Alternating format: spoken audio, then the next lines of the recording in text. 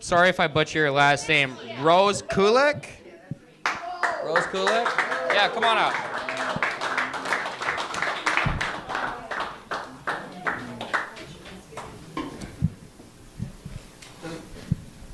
You guys are so comfortable with your holding something in your hand.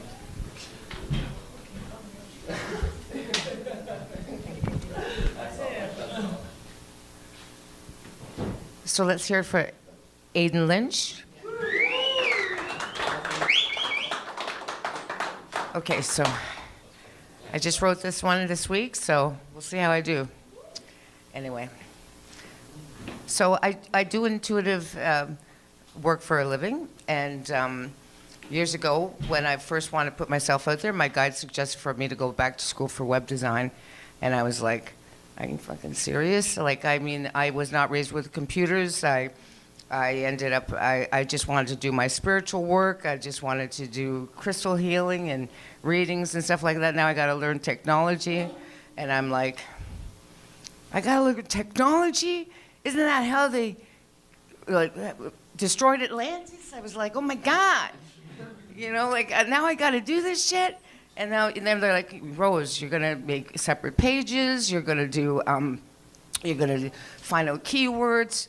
You're gonna learn SEO. And I'm like, I'm hearing like browsers and keywords and all these different things. I said, I didn't know any of this shit, right? So I'm sitting there. I'm starting to learn how to do this, and I got in Dreamweaver. I'm learning HTML and shit like that. I put up something in Firefox, and then the next thing I put in Internet Explorer, and I'm like, things look like a piece of shit. I'm trying to figure all this shit out, right?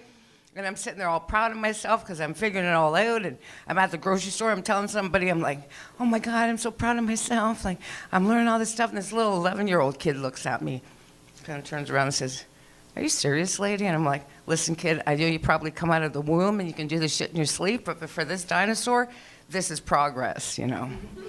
So that ends up, like, I am proud of myself, and I have no idea what generation I'm from. It could be Generation X, Generation Z, IUD.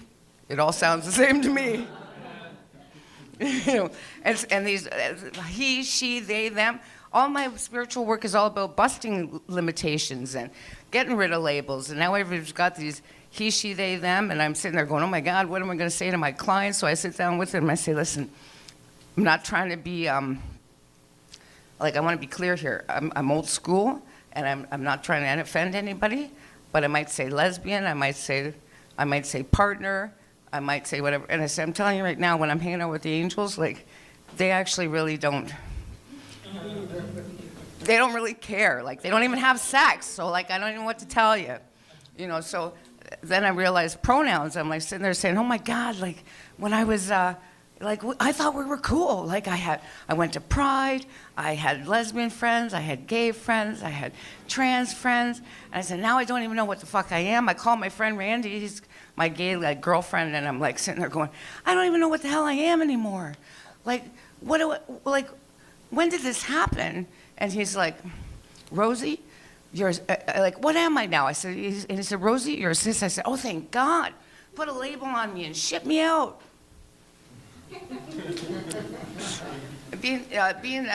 One of the key words that leads people to me is the word psychic, and people can be a little funny about that. So they'll be like sitting there walking around when I'm out socially, and they'll be like waiting for me to read their mind. They're like, I wonder, and I'm like sitting there going, listen, man, if I was on all the time, I'd lose my fucking mind. Like, I just, you know, it's just utterly impossible to be that all the time. So anyway, so it ends up, I go out socially sometimes, and I'll go dancing, and I used to have people, like, follow me. They'd be following me, and they, like, shove their hand in my face and go, you're a psychic. Like, what do you see? And I'm, like, going, well, first of all, I'm not like a vending machine at a carnival. And second of all, that's not really how I do my work.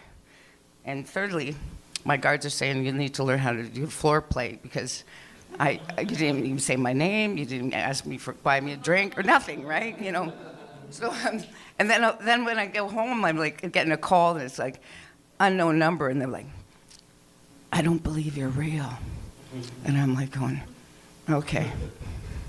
And I'm like, so I'm sitting there going, all right, so you called me, My name is on my website. My face is on my website. It's been sitting there for years, and you're the one calling me and asking me, saying, you don't, I said, you sound like someone working a sex hotline. And I'm sitting there questioning, are you real? And then they always want proof. Like, so they'll come in, they'll be like, listen, I don't want to pay. Like, you got to do your work for me, free for me first, for me to really find out whether you're legitimate. And I'm like, okay. So over time, I mean, I accepted it for years, but over time, I'm like, I'm getting a little tired of this shit. Like, have any of you ever been told anyone what you do for a living, and someone say, I don't believe you. I don't believe you. You got to prove it to me. So I said to the guy one time, I said, what do you do for a living? He says, I'm a UPS driver. I'm like, oh, well, I don't believe you. I think you should deliver a package for me, and after you do it, maybe I'll pay you. And then now think about it. If you went to someone that did colonics for a living, and they actually said to them, say, listen, I don't really believe you. Stick a tube up my ass, shove some water up there, and if I feel better after, maybe, just maybe, I'll think you're legitimate. Thank you.